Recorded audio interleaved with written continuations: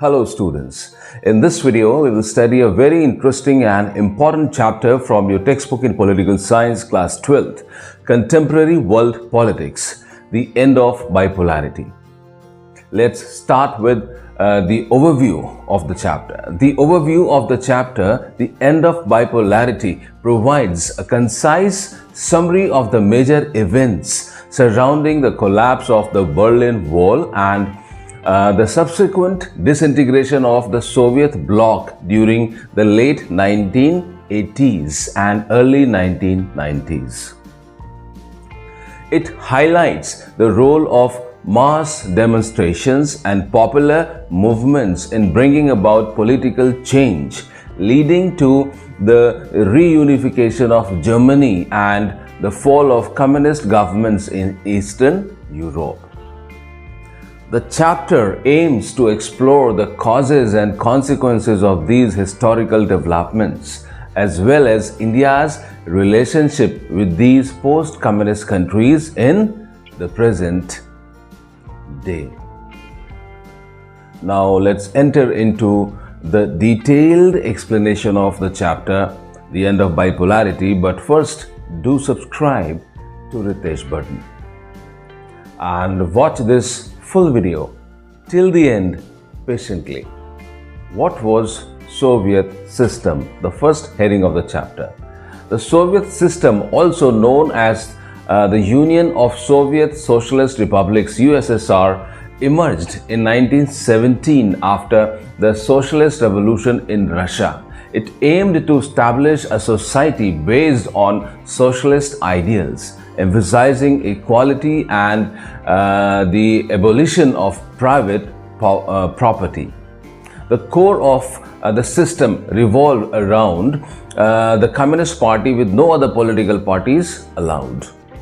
The state controlled and planned the economy, which led to the development of a vast infrastructure and industrial base, making the USSR a significant world power after World War II.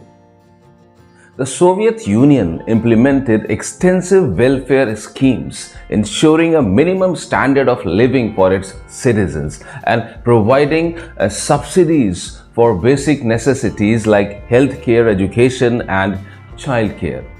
However, the system became highly bureaucratic and authoritarian, lacking democratic freedoms and stifling dissent. People often expressed their grievances through humor and satire due to the absence of freedom of speech. Despite matching the US in certain aspects like military strength, the Soviet Union lagged behind in technology and economic development. The invasion of Afghanistan in 1979 further weakened the system, leading to economic stagnation, shortages in consumer goods, and increased dependence on food imports. By the late 1970s, the Soviet economy was faltering, unable to fulfill the aspirations of its citizens or keep up with the advancements of Western nations. Now, the next heading, Gorbachev and the disintegration. Gorbachev and the disintegration. Mikhail Gorbachev's tenure as General Secretary of the Communist Party of the Soviet Union marked a significant period of reform and change. Gorbachev recognized the need for modernization and sought to bring the Soviet Union up to speed with the advancements in West, particularly in information and technology. His policies of openness, glasnost, and restructuring, perestroika, aimed to democratize and reform the Soviet Union. However, these reforms unintentionally triggered a chain of events that led to the dissolution of the Soviet bloc. The Eastern European countries under Soviet control began protesting against their governments, emboldened by Gorbachev's reforms and the lack of intervention from the Soviet Union. This wave of protests led to the collapse of communist regimes across Eastern Europe. Meanwhile, within the Soviet Union itself, Gorbachev's reforms faced opposition from hardliners within the Communist Party. In 1991, a coup attempt orchestrated by Communist Party hardliners further escalated the crisis. Boris Yeltsin emerged as a prominent figure in opposing the coup, becoming a symbol of resistance to the old-style communist rule.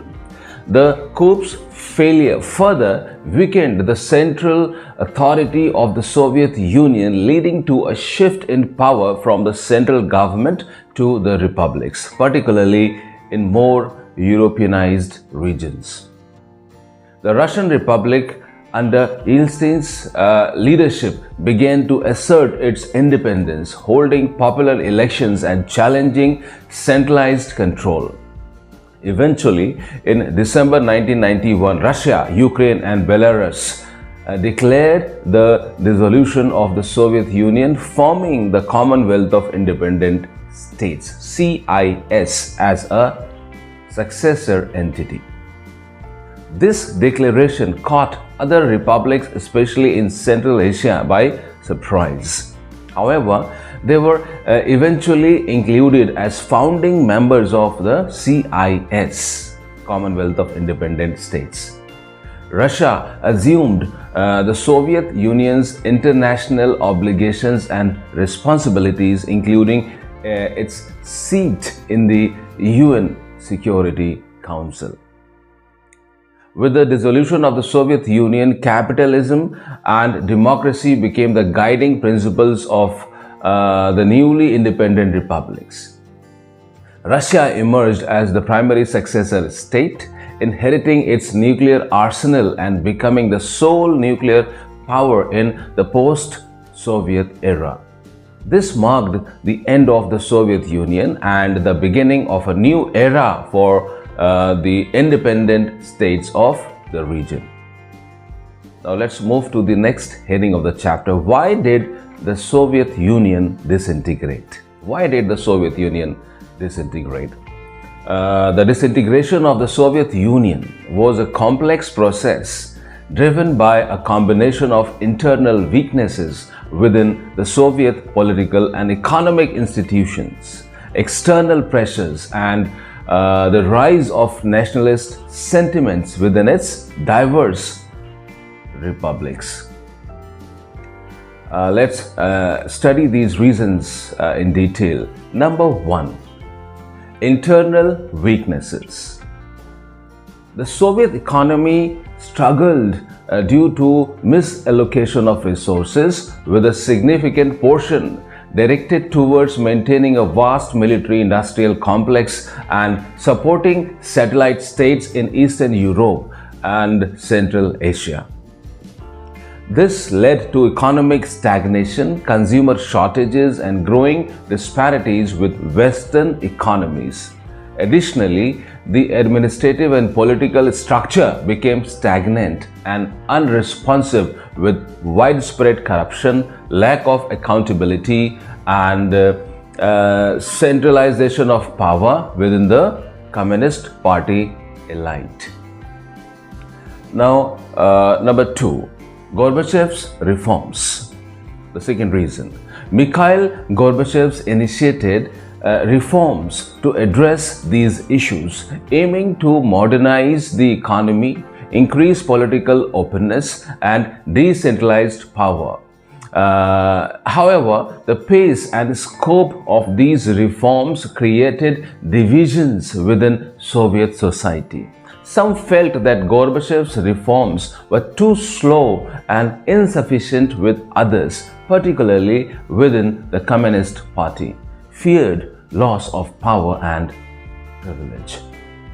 Now, number three, rise of nationalism, the third reason. Simultaneously, nationalist movements emerged within various Soviet republics, demanding greater autonomy or outright independence. This was fueled by historical grievances, cultural differences, and economic disparities. The desire for sovereignty became particularly pronounced in republics like Russia, Ukraine, and the Baltic states. Now, number 4, unforeseen consequences. Unforeseen consequences. Gorbachev's reforms inadvertently accelerated nationalist sentiments as they opened up a space for dissent and political mobilization. The government's inability to control these movements, coupled with growing disillusionment and unrest, hastened the collapse of the Soviet Union. Number 5, the 5th reason, geopolitical shifts. Geopolitical shifts. The end of the Cold War also played a role as the ideological struggle between communism and capitalism lost its intensity. This allowed for greater freedom of expression and emboldened nationalist movements. In conclusion, the collapse of the Soviet Union resulted from a combination of internal weaknesses, failed reforms, and the resurgence of nationalist aspirations among its diverse population. While Gorbachev's efforts aimed to reform, they ultimately unleashed forces that proved uncontrollable, leading to the dissolution of one of the world's superpowers. Now let's move to the next heading of the chapter, consequences of disintegration. The disintegration of the Soviet Union and the socialist systems in Eastern Europe had significant consequences for world politics, leading to enduring changes in several areas. Number 1, end of Cold War confrontations. End of Cold War confrontations. The collapse marked the end of the Cold War confrontations between the socialist and capitalist blocs. The ideological dispute between the two systems ceased to be a driving force in international relations, leading to a cessation of the arms race and nuclear weapons accumulation. The dissolution of military blocs became imperative, paving the way for potential peace initiatives. Number 2, shift in power relations and influence. Shift in power relations and influence. With the demise of the Soviet bloc, power dynamics in world politics underwent a transformation. The Cold War's conclusion left two possible scenarios. Either a unipolar system dominated by the remaining superpower, or a multipolar system where various countries or groups wielded significant influence. Ultimately, the United States emerged as the sole superpower, bolstering the dominance of the capitalist economic system globally. International institutions like the World Bank and the International Monetary Fund gained prominence, advising countries transitioning to capitalism through loans. The notion of liberal democracy gained traction as the preferred political system. Number 3, emergence of new countries and players. Emergence of new countries and players. The disintegration led to the emergence of numerous new countries with independent aspirations and choices. Baltic and Eastern European states sought integration into the European Union and NATO. Central Asian countries aimed to maintain ties with Russia while also establishing connections with the West, the United States, China, and other global actors. This proliferation of new players introduced diverse identities, interests, and economic and political challenges to the international system. These changes reshaped global politics, ushering in a new era characterized by shifts in power structures, ideological dominance, and the emergence of a multipolar world order with diverse players and interests. Now let's move to the next heading, shock therapy in post-communist regimes. The concept of shock therapy in post-communist regimes refers to a series of economic reforms implemented in countries transitioning from authoritarian socialist system to democratic capitalist systems after the collapse of communism. Influenced by the World Bank and the IMF, this approach aimed at rapid, drastic changes to establish a capitalist economy with private ownership as the predominant pattern of property ownership. Now, key features of shock therapy include: number one, please watch this very carefully. Number one, total shift to a capitalist economy. Total shift to a capitalist economy.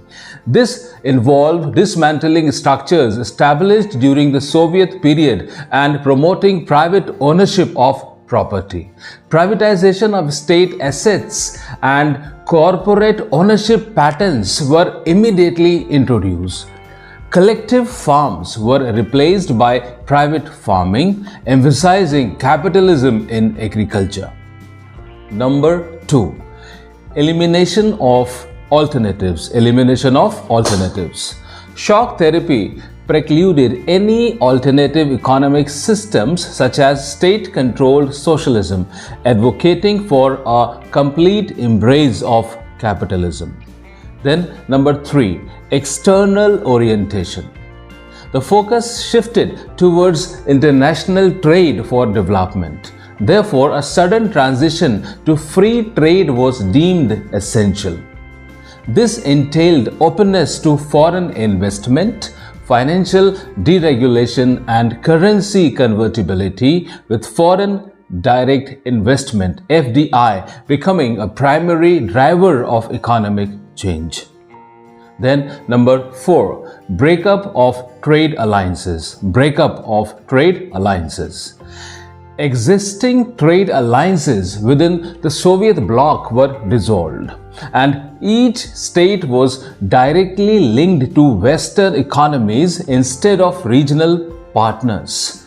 This facilitated the gradual integration of these states into the Western economic system, with Western capitalist states assuming leadership roles in guiding and controlling the region's development through various agencies and organizations. Overall, shock therapy sought to rapidly transform post-communist economies into market-driven systems, emphasizing privatization, free trade, and integration into the global capitalist framework under the guidance of Western institutions. Now let's move to the next heading, consequences of shock therapy. Consequences of shock therapy. The consequences of shock therapy in the 1990s, particularly in Russia and other post-Soviet states, were profound and multifaceted. Let's study this part in detail. Number one, economic ruin. Instead of leading to the promised utopia of mass consumption, shock therapy resulted in economic ruin for many of these countries. The rapid transition from state-controlled economies to market-driven ones led to the collapse of industries and the devaluation of assets. Number two, industry collapse. Industry collapse. In Russia, for example, the privatization process led to the sale of about 90% of state-controlled industries to private individuals and companies. However, since the restructuring was market-driven rather than guided by government policies, entire industries disappeared, leading to widespread unemployment and economic instability. Then, number three, currency devaluation and inflation. Currency devaluation and inflation. The value of the Russian ruble declined dramatically, accompanied by high inflation rates that eroded people's savings. This further exacerbated poverty and economic hardship. Number 4. Agricultural disruption. The collective farm system disintegrated, leading to food insecurity and the need for food imports. This disrupted the agricultural sector and exacerbated the economic challenges facing the population. Then number 5, social welfare dismantling. The old system of social welfare was systematically dismantled, pushing large sections of the population into poverty and marginalizing the middle class. Government subsidies were withdrawn, exacerbating socio-economic disparities. Then number 6, emergence of the mafia. The transition to a market economy created opportunities for organized crime, leading to the emergence of mafia groups that controlled various economic activities, further undermining stability and governance. Then after that, number 7, economic inequality. Privatization and economic reforms widened the gap between the rich and the poor, leading to significant economic inequality within these countries. Then number 8, weak democratic institutions. The focus on economic transformation overshadowed the establishment of democratic institutions. Constitutions were hastily drafted, often with strong executive powers that weakened elected parliaments and allowed for authoritarianism to flourish. Then number 9, authoritarianism in Central Asia. In Central Asian countries, presidents amassed significant powers and became authoritarian leaders, stifling dissent and opposition. Judicial independence was lacking, further consolidating executive control. Then number 10, economic revival through natural resources. Despite the initial turmoil, many of these economies started to revive in the 2000s, largely due to the export of natural resources such as oil, natural gas, and minerals. Countries like Azerbaijan, Kazakhstan, Russia, Turkmenistan, and Uzbekistan became major producers, providing revenue for economic recovery. Overall, the consequences of shock therapy were far-reaching and had profound effects on the socio-economic and political landscape of the post-Soviet states, shaping their trajectories for years to come. Let's move to the next heading, tensions and conflicts. The tensions and conflicts in the former Soviet republics are multifaceted, driven by historical, ethnic, and geopolitical factors. Let's study in detail point-wise. Number 1, internal conflicts. In Russia, regions like Chechnya and Dagestan have experienced violent secessionist movements due to perceived oppression and desire for independence. Moscow's heavy-handed approach, including indiscriminate military actions, has exacerbated human rights violations and failed to quell separatist aspirations. Central Asia has witnessed internal conflicts such as Tajikistan's civil war, often fueled by sectarian divisions and struggles for power. Then number 2, territorial disputes. Provinces like Nagorno-Karabakh in Azerbaijan and certain regions in Georgia have seen demands for independence, leading to civil wars and tensions with the central governments. Conflicts over resources like river waters further exacerbate tensions within and between countries.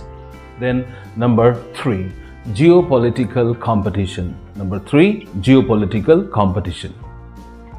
Central Asia's vast hydrocarbon resources have attracted the interests of outside powers and oil companies, leading to geopolitical competition.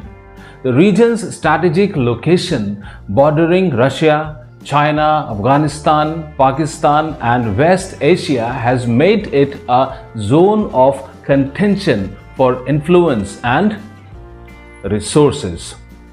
And then number 4, external influence. External influence. After 9/11, the United States sought military bases in Central Asia, leading to financial agreements with governments in the region. However, Russia perceives these states as within its sphere of influence, leading to tensions with Western powers. China's interests in Central Asia stems from its oil resources, prompting economic and strategic engagement in the region. Then number 5 is Eastern Europe. Eastern Europe. The breakup of Yugoslavia resulted in severe conflicts, notably in Bosnia and Herzegovina, where ethnic tensions led to mass atrocities and NATO intervention. Now let's move to the next heading, India's relationship with post-communist countries. India's relationship with post-communist countries. India's relationship with post-communist countries, particularly Russia, plays a significant role in its foreign policy. Indo-Russian ties are characterized by historical trust and common interests. India benefits from this relationship through arms purchases, energy cooperation, and strategic support, while Russia gains economically and strategically. Both countries advocate for a multipolar world order, emphasizing collective security, regionalism, and strengthened international institutions like the UN. This partnership extends to various sectors including defense, energy, and scientific collaboration, contributing to mutual benefits and stability in the region. Now, in conclusion, the Soviet system born out of the socialist revolution in Russia aimed to create an egalitarian society based on principles of equality, but ultimately became bureaucratic and authoritarian, failing to meet the aspirations of its citizens. The collapse of the Soviet Union under Gorbachev's reforms, coupled with nationalist movements within various republics, led to its disintegration. The consequences of this collapse were profound, resulting in the end of Cold War confrontations, a shift in power dynamics globally, and the emergence of new independent states with their own identities and challenges.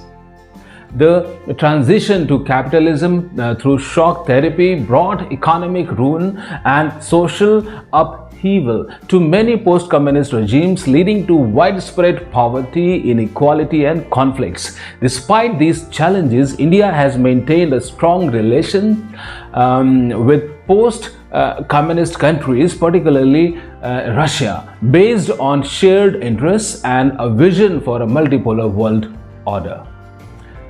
This is the end of this video. Thanks for watching. See you in the next video.